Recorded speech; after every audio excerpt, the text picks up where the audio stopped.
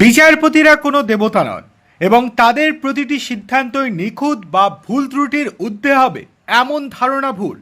Supreme court থেকে বিদায় নেওয়ার সময় এক আবেগঘন এবং তাৎপর্যপূর্ণ ভাষণে এই বিস্ফোরক মন্তব্য করলেন বিদায়ী বিচারপতি সঞ্জয় কারোল। তার প্রায় 4 দশকের দীর্ঘ আইনি পেশা জীবনের অভিজ্ঞতা ভাগ করে নিতে গিয়ে তিনি জানান, বিচারকের আসন কেবল আইন প্রয়োগের জায়গা নয়, বরং এর জন্য প্রয়োজন গভীর সংবেদনশীলতা এবং মানবতাবোধও। শনিবার সুপ্রিম কোর্টে নিজের বিদায়ী ভাষণে বিচারপতি কারোল স্পষ্ট করে জানান, বিচারকদের কাছ থেকে সবসময় নিখুঁত রায় আশা করা যায় না, কারণ তারা ঈশ্বর নন। তার মতে ন্যায় বিচার পরিচালনার সময় শুধু আইনি নথির পাতায় আটকে থাকা বাদীকে দেখলে চলবে না, বরং সেই মানুষটির পেছনের লড়াই এবং তার প্রত্যাশাকেও অনুধাবন করতে হবে।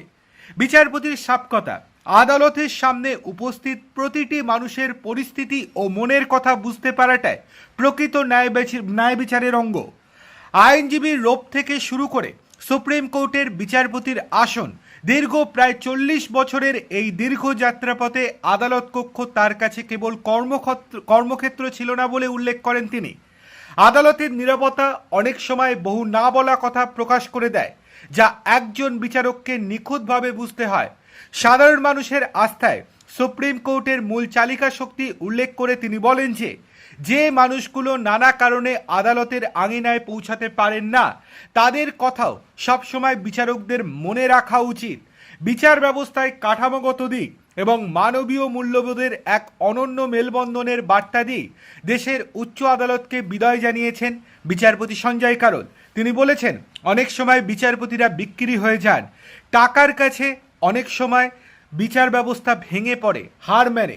এই রকম যাতে না হয় ভবিষ্যতে, এই রকমটাই আবেদন জানিয়েছেন বিচারপতি সঞ্জয় কারোল।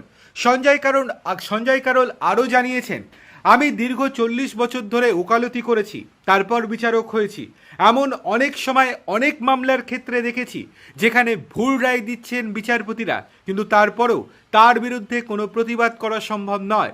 জেনে শুনে ইচ্ছা করে অনেক বিচারপতি ভুল রায় দিয়েছেন, কিন্তু তারপরেও মানুষ মেনে নিতে বাধ্য হয়েছে।